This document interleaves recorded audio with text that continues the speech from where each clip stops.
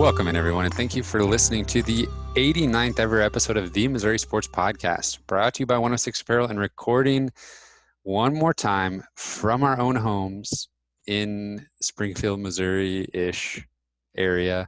I'm one of your hosts, Cameron Albert, alongside my good friend and fellow Mizzou fan, Kyle DeVries. How are you doing today, Kyle? Why don't you tell them about why we're not in the studio?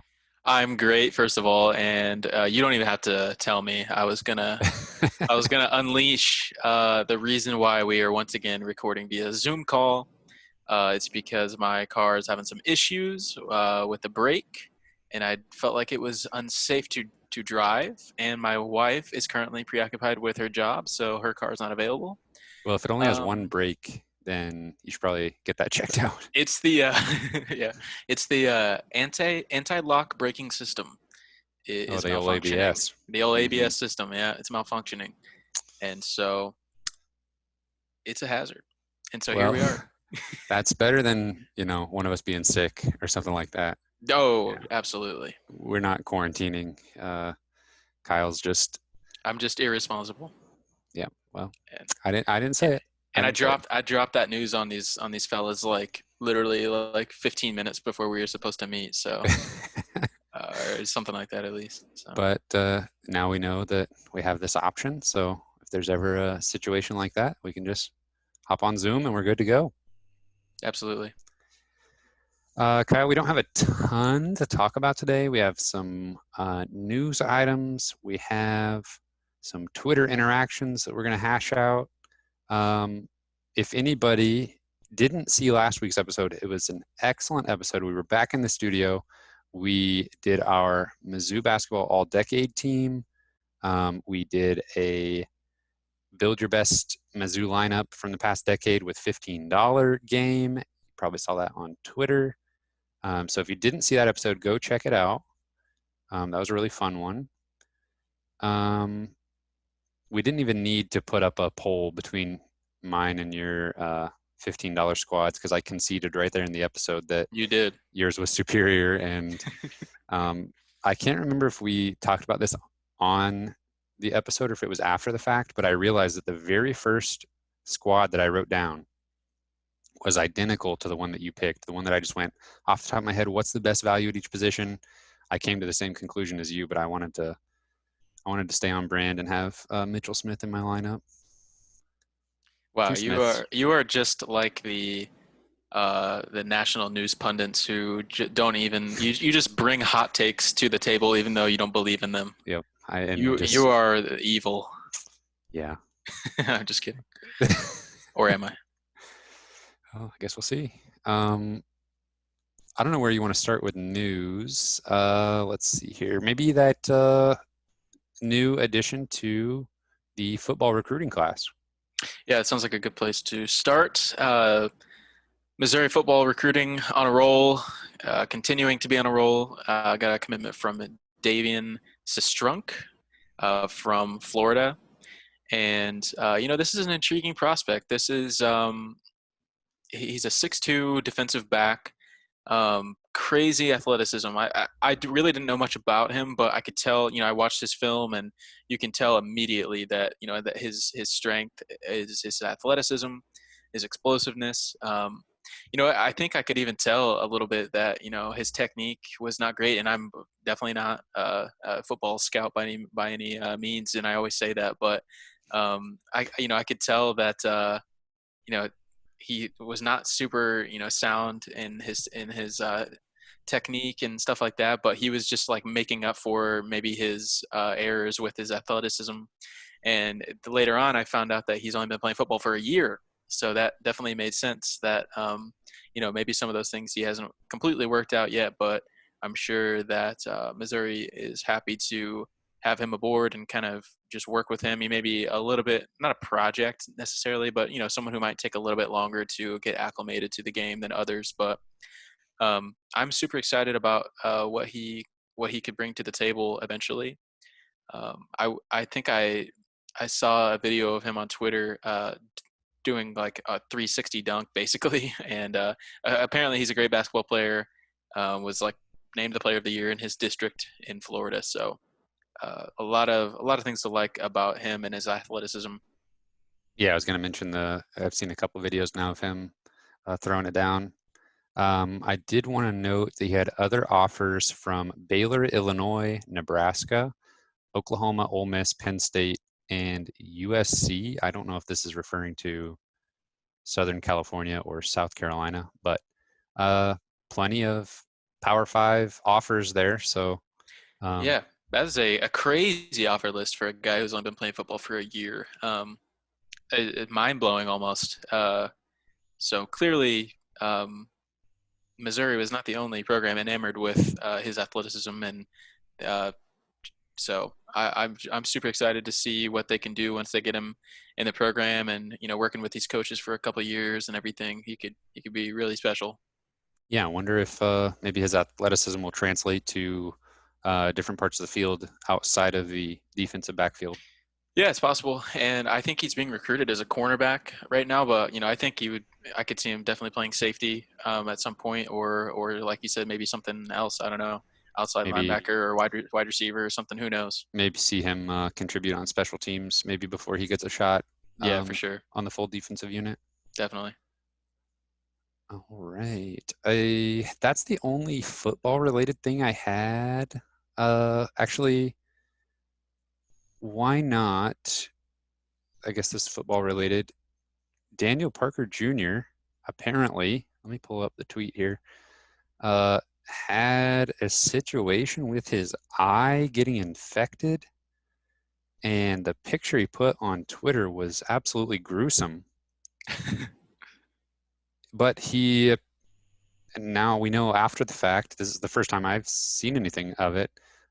He's well again. He doesn't seem like there's going to be any lingering effects. I'll Yeah, pull up the tweet here. yeah. I think I knew that. And he was not practicing in the spring because of some kind of injury or something like that. But I didn't. I don't think I ever knew what it was, and so that makes sense. If you've seen the picture, you know why he wasn't practicing. Yeah, so the tweet says sinus and tooth infection behind his right eye. 3 different bacteria were found. Had to have 1 nasal surgery and 2 eye surgeries. His eyelids were cut away from the muscles and tendons to relieve pressure from his eye. God. So they weren't even sure if he would ever have vision again in that eye. And then even once it returned, he was seeing double. And then it says about a week ago, he said he could see almost perfectly. Hmm. He had surgery to reattach the lower lid, and the doctors have been impressed with his progress. And yeah, the before and after picture is nuts. So we didn't even know really what was going on, but happy to see that he's recovered and uh, seems like no worse for the wear. Yeah, for sure. Um, Obviously, for football reasons, it's good to see that he's back and healthy. But that was a far more serious thing than just playing football. I mean, I'm glad that he's going to be able to retain vision. I mean, that I cannot imagine losing vision in one or both eyes. But that looked terrible. So good to see him back to normal. Yeah, probably scary situation for his family and everybody, close to him. But yeah, happy to see he's on the mend or maybe completely mended. He was definitely well enough, I think, yesterday or today to tweet or quote tweet something you sent out, Kyle, regarding Mr. Axel Okongo. If folks aren't on Twitter too much, they may have missed this whole thing, but poor Axel, he's been on the bad end of 2 highlights from some open gym runs lately. The first one was like, just getting crossed up on a hesitation move, and then the guy just drove right past him and dunked. And the other one was actually started by, it was friendly fire. Xavier Pinson ooped it off the backboard to Terrence Hargrove, who threw it down. Um, I would say on Axel, if not on, Yeah, you're the one that definitely. sent it to me, actually. Yeah, I sent you the link. I was like, Axel, no. Yeah, It definitely got thrown down in his general vicinity, for sure. and so It, yeah, it was a massive dunk. Yeah, I sent out that tweet, just kind of, some lighthearted, bringing attention to Axel getting thrown down on a little bit, but it was all in good fun. Um, Daniel Parker Jr. seemed to think that he was not getting dunked on because it was kind of an open gym situation, which I totally understand. I mean, I agree. I'm sure it was just kind of basically for just getting in Just a shape more pickup than game, anything. Yeah, basically. pickup game. And he was definitely on the bad end of like a, 2-on-1 break, and there's not much you can do sometimes, but Yeah, he was definitely dunked on, and whether he could do anything about it or not. So, yeah. uh, And that could have happened to anybody. It just was a weird coincidence that he was on the bad end of two of these highlights that were out recently. yeah, So yeah. So yeah, Axel seems like a really nice guy. I really am not trying to like make fun of him or anything like that. I'm seems like a great guy. just wrong place, wrong time, Yeah, twice in a row. for sure. That just happened to get broadcast. Yeah, If either one of those guys misses the dunk or something, then we never see anything about it. there you go. But it was kind of sad. Hargrove's a guy that you just wonder. Obviously, he went to SALU, and I don't know. He was kind of at the top of the recruiting rankings for the state of Missouri the year he graduated from high school, and you always just wonder about those guys that maybe it would have been worth a shot seeing what they could do in a Power Five conference. But he Yeah, hasn't necessarily blown us away playing at St. Louis. I But think he only played 1 year. yeah, Yeah, there's been a couple of guys like that, kind of, in Missouri, and I think Isaiah Mosley is one of those guys where he's just finished his freshman year at Missouri State. A guy, especially him, because he's from Columbia, and so we kind of wondered if he'd get a shot at Mizzou or if he'd go somewhere else. But that'll probably always be one that he's probably right on that borderline. I think he's gonna be a really good player at Missouri State. Could he play at Mizzou? Probably. Same thing with Hargrove. Hargrove's crazy athletic, and he had some really good games at St. Louis. If he's a 3 or 4 year player, could he be productive at Mizzou? Probably. I'm sure yeah. he could. So Yuri Collins is another one that people have talked about. He's just played his freshman year at St. Louis as well, and um, turns the ball over way too much. But other than that, seems to be a solid D1 player. mhm. Um, let's see here. Speaking of basketball, we didn't have anything else even remotely football related, did we? I don't think so. It's just kind of interesting to see in these videos of these kind of open runs and pickup games because obviously the players are most, I would assume, not allowed to practice in any official capacity. So it's interesting to see Xavier Pinson keeps popping up in these videos, and Axel Congo keeps popping up in these videos. So there's two guys that we know are putting in a lot of work this offseason in whatever random gym they're in. I do have to say, Axel looked like he'd been putting in work in the weight room. He looked like thick in a good way. Like he looked pretty strong, upper body and stuff. So he definitely, I'm sure he's been working really hard. Yeah, well, we're going to need anything he can provide on the front line next year. The Mizzou basketball Twitter account sent out information regarding new numbers for the newcomers to the team. Drew Buggs will wear number 2.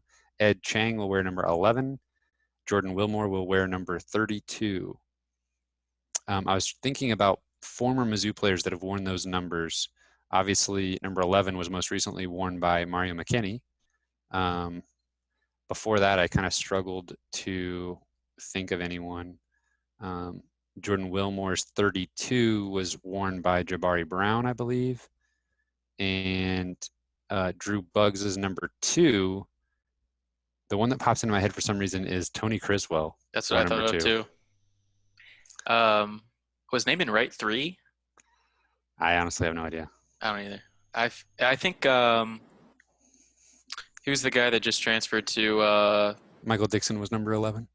Oh, there you go. Who was the guy who I think was a walk-on? Suggs, Ronnie Suggs. Was he Yeah, number 2? that sounds about right. Who knows? Steve Moore was number 32. Uh, no number, no number 2 Oh, on we're that team. missing a significant player. That was number 11 recently. I just saw my poster. Uh, DeJounte? Yeah. Okay. And MPJ was 13. That was a weird Yeah. story when, do you remember when Terrence Phillips Yeah, tweeted he it out, was like basically saying, I'm not giving up number 1? yeah. Yeah, that It was was like, weird. oh, okay, Like, dude. okay, literally it's like the greatest player to ever walk through these doors. Can you please give up your number? Yeah. But it seemed like MPJ made the most of it and, Yeah. had some meaning behind his number 13. So it all worked out in the end. Hmm.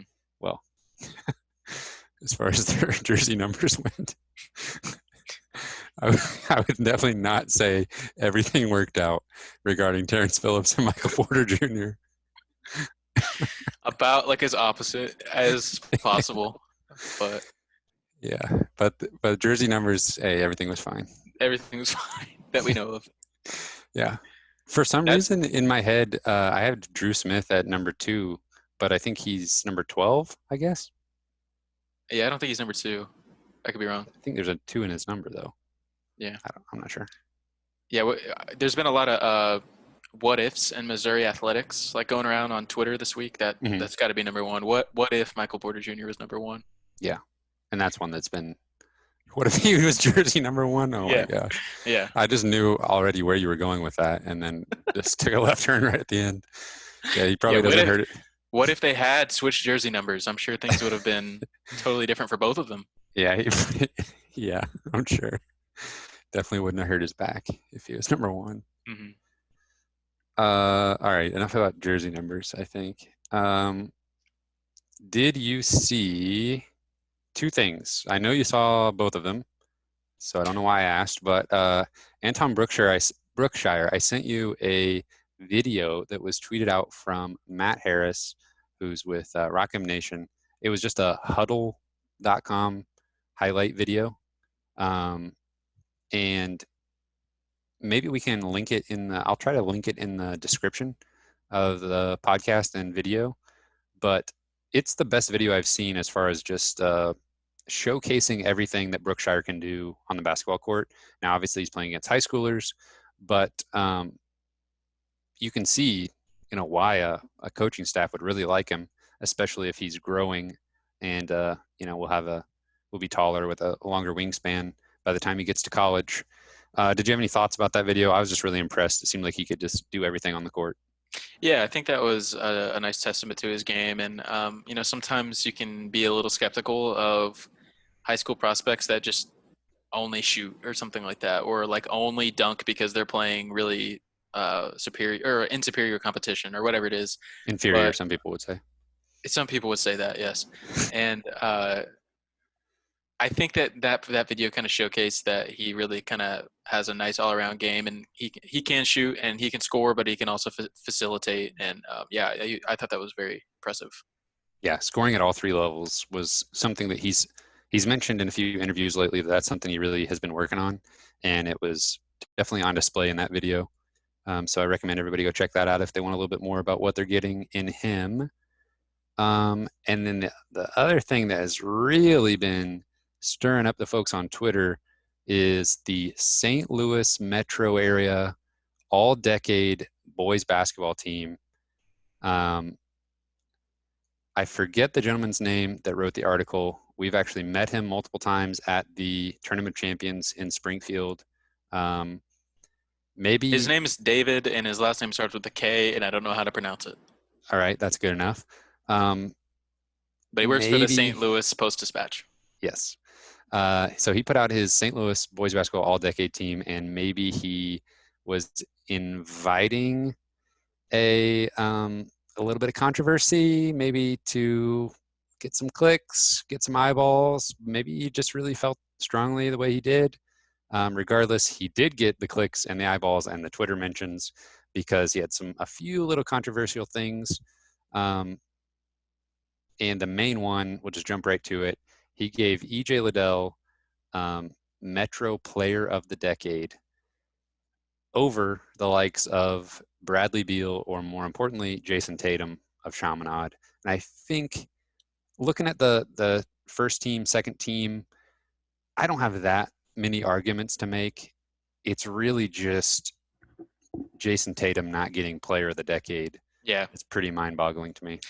Yeah, that's like worthy of an uproar, honestly. I mean, if you really care about, these lists and all decade teams, like that's truly a just devastating pick for the all decade team. Yeah. I mean, and it seemed like he was really focused on what the players did in their time in high school rather than, what they did afterwards. But even still, we were talking about it that, EJ, his stats were inferior to that of Jason Tatum, and even in high school. Yeah. So it just didn't make any sense. Yeah. I mean, EJ, amazing high school Yeah, player. I great mean, player. absolutely deserving of being first team all decade. However, there's two things that stood out to me. EJ Liddell was Mr. Basketball for Illinois in his junior and senior seasons. If I read this correctly, Jason Tatum was the player of the year for the state of Missouri all 4 years of high school, which is just nuts. And I'm gonna double check that while we have this episode because that just seems too good to be true. But the one that stands out above all the others is Jason Tatum was the National Gatorade Player of the Year his senior year. Yeah. And that is not something EJ Liddell did. No. And hit that Chaminade team that he led. Also had Tyler Cook, which maybe that works against him in something like this because he had help. But that Chaminade team is one of the best in Missouri State basketball or high school basketball history. Yeah. Yeah, Jason Tatum is like a transcendent talent. I mean, he's gonna, if he's not already, he's gonna be an NBA superstar, in my opinion. Yeah, he did everything you could possibly accomplish in high school. There's really no logical explanation for why he's not the player of the decade. And and like you said, EJ Liddell, great player. Probably deserving, yeah, of first team, but this was just no logical explanation other than he wanted some clicks, like you said. So, and he definitely got that. Yeah, Tatum was a McDonald's All-American and Jordan Brand All-American. EJ Liddell was neither one of those. Uh, Jason Tatum, three-time Missouri Gatorade Player of the Year.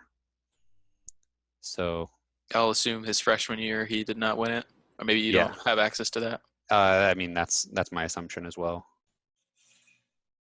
But he was 2015 and 2016 All Metro Player of the Year, and EJ Liddell was twice as well. But Yeah, and in any other situation, if Jason Tatum's not a possible selection, then I can't really argue anybody else above EJ Liddell.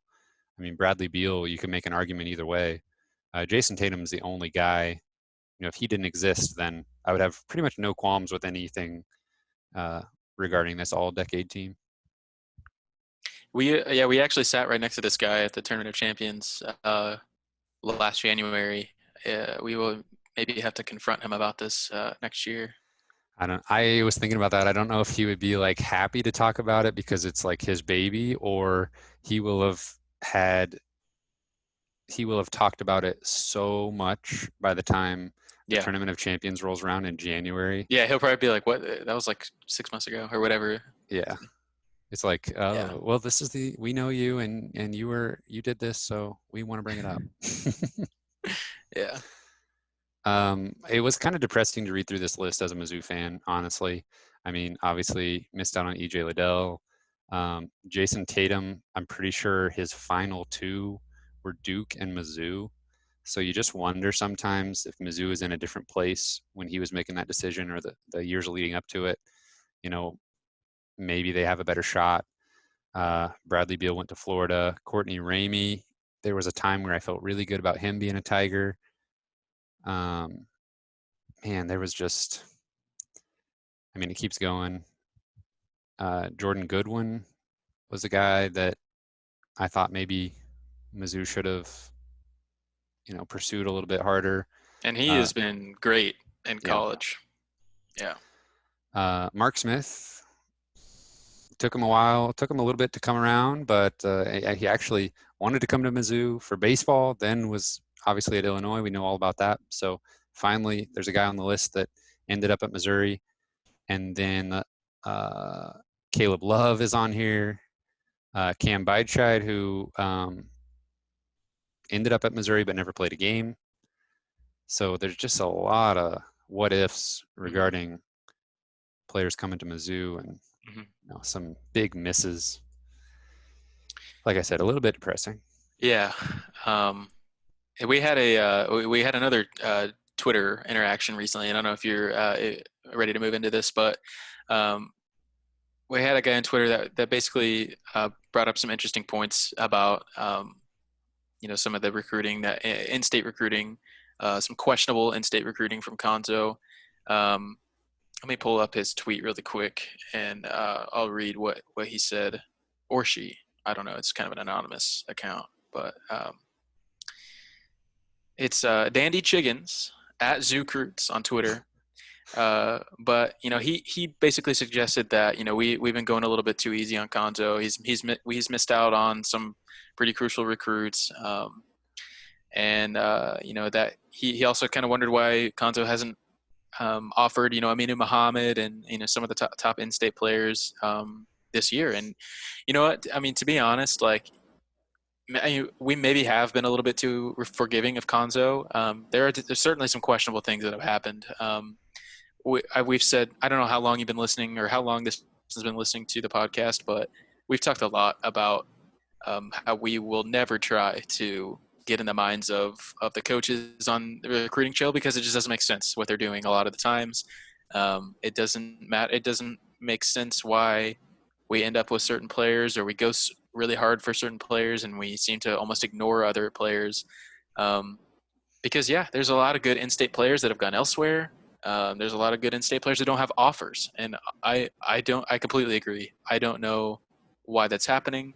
Um, I think Konzo's very, very particular in the recruit that he's looking for, and this is not my opinion necessarily of what he should do, but it just my perception of what it seems like he's doing is it seems like he's kind of going for a certain kind of player, and I think that maybe even extends beyond what this player does on the basketball court, but their personality and their certain mental toughness that he at least perceives, and that would probably explain maybe why he jumped for Anton Brookshire instead of some of the other players that are in front of him on the rankings.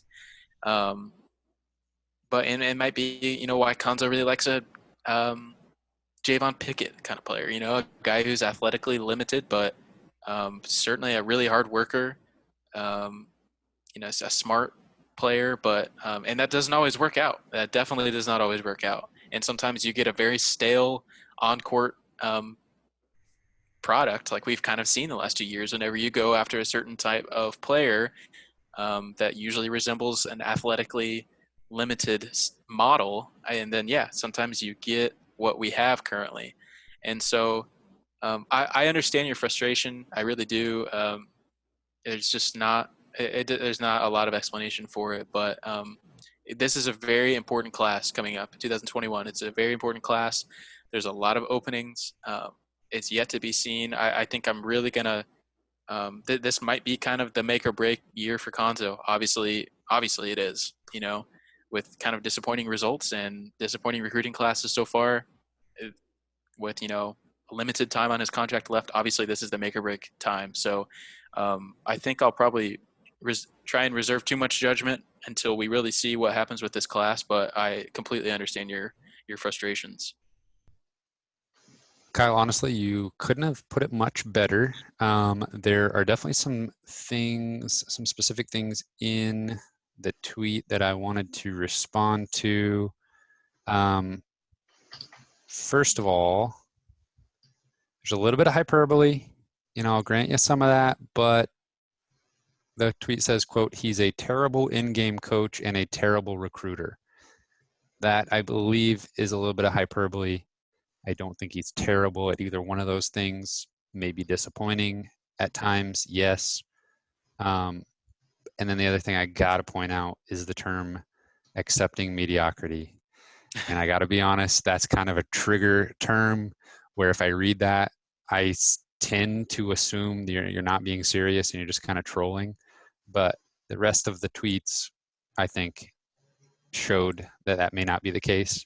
So, uh, if you want to talk about accepting mediocrity, I have to point to my Indiana Pacers, who uh, their organization is built around making the playoffs, but staying under the luxury tax. And it's all about revenue. And they absolutely settle for mediocrity. And it's the most infuriating thing. So if any of my other sports teams do that same thing, I do get frustrated. And I don't think there's a few things that go into our analysis of Conzo Martin that I think we should point out. And one of those is the structure of his contract.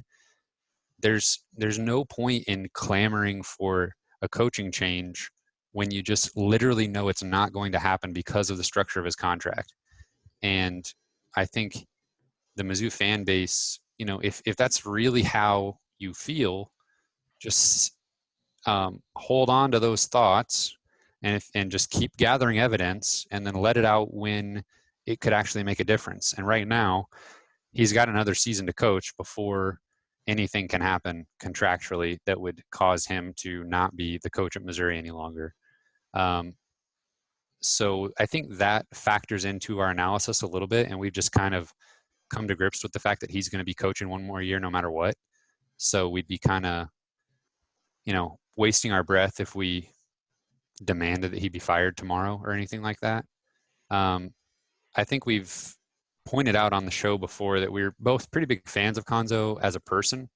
And, like we kind of were in the same boat with Barry Odom, that there would have been nothing better than to see either one of those guys be the most successful coach Missouri has ever had in that sport. But I do think you have to kind of come to terms with the fact that that's just not going to happen sometimes. And I think for a lot of other fans, that guy was Kim Anderson. And maybe some older fans that watched him play for the Tigers and saw him as an assistant coach under Norm Stewart, there was just that, true son mentality that I think all of us get sucked into a little bit. And it doesn't help that you and I saw Conzo coach in Springfield and lead the Bears to one of the best seasons they've had in a really long time. So those are things that you have to keep in mind when you're kind of evaluating Conzo at this point. And I think we've mentioned multiple times that the 2021 class is going to be huge because of, like you said, everybody that you're having to replace and what's out there to be scooped up. And I don't think anybody, obviously we're not happy every time he misses out on a recruit. And I just named several of them in that St. Louis All-Decade team, which I didn't even plan to wear St. Louis Cardinals when we talk about St. Louis All-Decade team, but that works out just perfectly.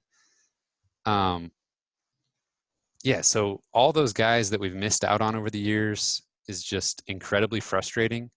I do want to touch on, he or she mentions Aminu Muhammad.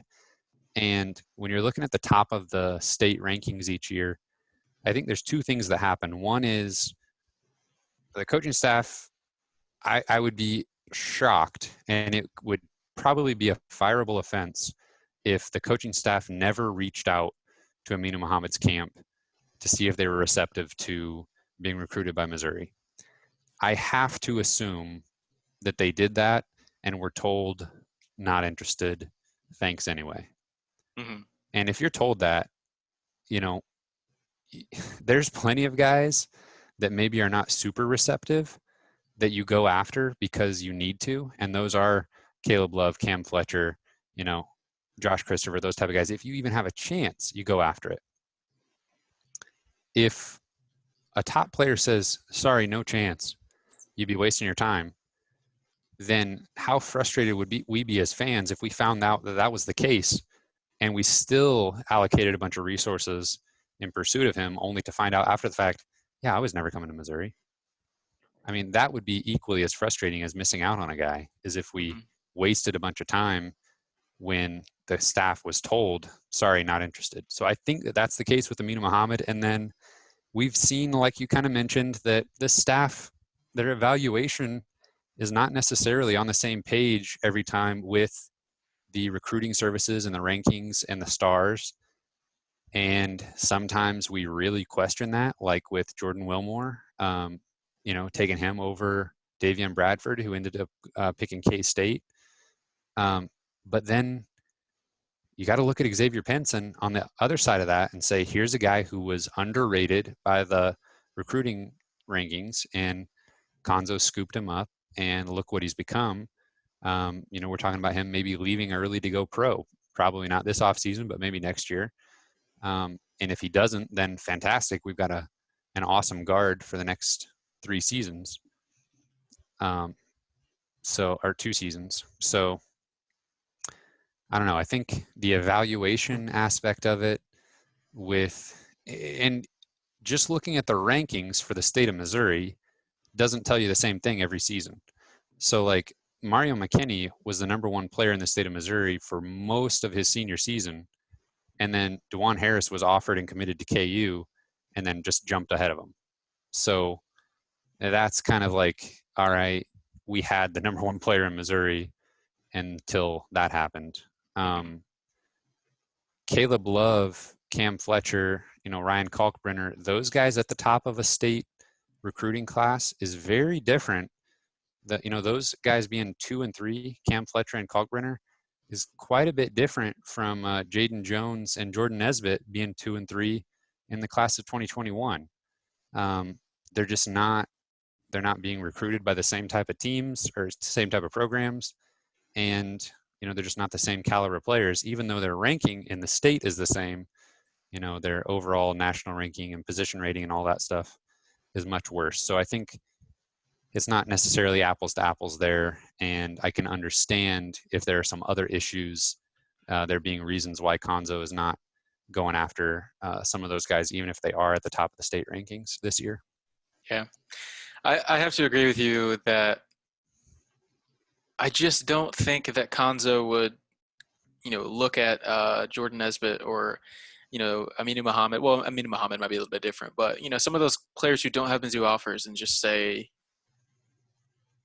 yeah, they're not good enough to play here and we want to do something else. Like they're just, I just have to assume that there's something about their evaluations, whether it be on the court or off the court, that they don't like, or that they just something that we maybe don't know about. And I think that's maybe something that we probably need to give the coaches a little bit more credit, that they probably know infinitely more about these players than we do. And it's really easy to just assume that every single player in Missouri that is on the rankings list should have an offer from Missouri. But and maybe that's more so the case in football because you got more scholarships. But in basketball, you have to be incredibly selective with who you get with such limited scholarships. And I just have to trust the coaching staff on this one, that there's something that we don't know about or something in their evaluations that they're not comfortable with. And in the long run, maybe it looks terrible in the long run, maybe. Right. Yeah, and we don't know. I can't fault anybody for assuming the opposite. If somebody says, well, I'm going to choose to assume that he's just not doing his job correctly, all right, that's fine. You can assume that. That's an assumption, just like I'm assuming that he's doing the best he can and, going after guys when it's appropriate and being strategic and all of that.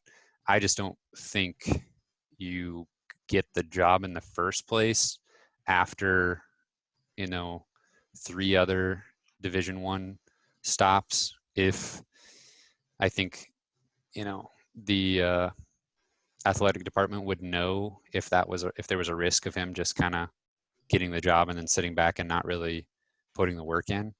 I don't think anybody's ever accused him of anything like that in his career.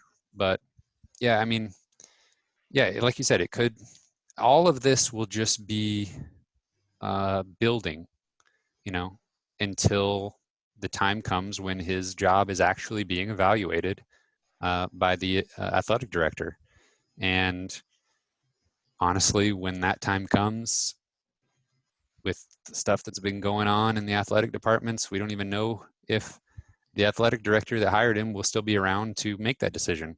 Mm-hmm. So it'll be a very interesting off season next year if there's not improvement, if we don't see a solid recruiting class, if there's just not some glimmer of hope on the horizon. And I think maybe we're starting to see an early hint at what's to come if from the fan base if we're looking at sort of the same situation next year. Oh yeah, absolutely, and that's justified. I think there were some roadblocks at the beginning of Konza's time here. There was injuries, and there was and like anybody has to deal with those. So I don't want to make excuses, but sometimes that happens, and has this plane taken a little bit longer to get off the ground than we had hoped? Absolutely. Are we a little bit disappointed? Absolutely. Are there question marks? Absolutely. Um, but I'm not quite there with our Twitter follower as far as the his views. I don't think I'm quite there yet. But I definitely I understand where he's coming from a little bit, and I could be there at some point if things don't get better for sure. But I do appreciate you listening, and I appreciate the feedback, and it's completely reasonable to kind of assess where we're at with Konzo and where we're at with basketball recruiting. Yeah, and it's perfectly reasonable to be frustrated. Just yeah, I mean, and for anybody else that wants to give their take on any of that, we'd be happy to respond. If you think there's something we're not quite thinking about right, or just haven't really looked at it from a certain perspective, feel free to let us know. Use that interaction as an example of like the furthest you can go with certain things and still get talked about on the show, because there's a definitely just I would say hyperbole that made me hesitant at first. There's a line where we don't take you seriously anymore, but that was right. within the range, but it's getting up there. Yeah, toeing the line, but give them the benefit of the doubt, and we're happy to discuss it. Yeah. So yeah, I'm glad we were able to do that, and it does feel good every once in a while to just kind of take stock and see a different perspective on something that, believe it or not, you and I probably pretty much agree on for the most part. Do we have any other news? I like how I didn't even realize that this person commented on us raving about Anton Brookshire, and I literally we led into this topic by me talking about Anton Brookshire's huddle video. Yeah. Yeah, you played right into that. Yeah, I did. I mean, to speak on that just for a minute, I think I am more excited about Brookshire coming to Missouri than I would be if the staff offered Jordan Nesbitt last week and he committed 2 days later. I would still be happy about that, but I think Jordan Nesbitt's recruitment. Now, write this one down, producer Cameron. This is a cold take waiting to happen. Jordan Nesbitt's recruitment, I think, is very close to its peak. I don't think you're going to see many more powerhouse programs get involved in his recruitment. And I think in the long run, and on the flip side, I think Brookshire's recruitment is just taken off. And I think we're going to see, and maybe this will be hindered a little bit because he's already committed, but that usually doesn't stop programs from going ahead and throwing offers around. I'm going to predict Anton Brookshire when it's all said and done and the 2021 class is solidified, there's no more movement in the rankings, Anton Brookshire will be the number 2 player in the state of Missouri, according to 24/7 Sports. Okay, I like it. Mark it down, May 14th. So you're saying both the number 1. Oh, wait. No, he'll be behind Aminu Muhammad only. No, that's what I was going to say. The number 1 and number 2 players are both going to be in Springfield. That's my prediction, yeah. Incredible. Yeah. Incredible. We'll see what happens. Hope you're right. Obviously, this is me being optimistic and hopeful, but No, I It's mean, never let me down in the past. absolutely not. Only every single year. Yeah, only We every make time, predictions. always. Do you have anything else we need to talk about? Anything you need to get off your chest, Kyle? I think that's it for now. I'm sure Yeah. I'll have some more stuff to get off my chest next week. But I think Better that's get that it. car fixed. Taking it in tomorrow, so we will. We'll see. I'm sure I'll probably be buying a new ABS module, but at least my car will work. But I've got new decorations for the studio that I wanted. I was gonna Debut. say oh I've been yeah, you waiting told me for about that. this. I'm so Yeah. sorry that I had to put that on hold for another week. Well, Man, We'll so just many be more things had to excited. be put on hold. Well, at least we'll be alive. At least I'll be alive for sure. Yep. At least your brakes won't give out on the way. Yeah.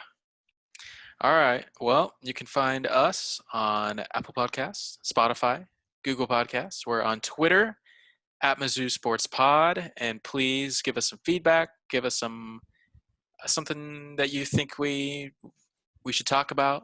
Any ideas we're open to. Give us your thoughts on the show.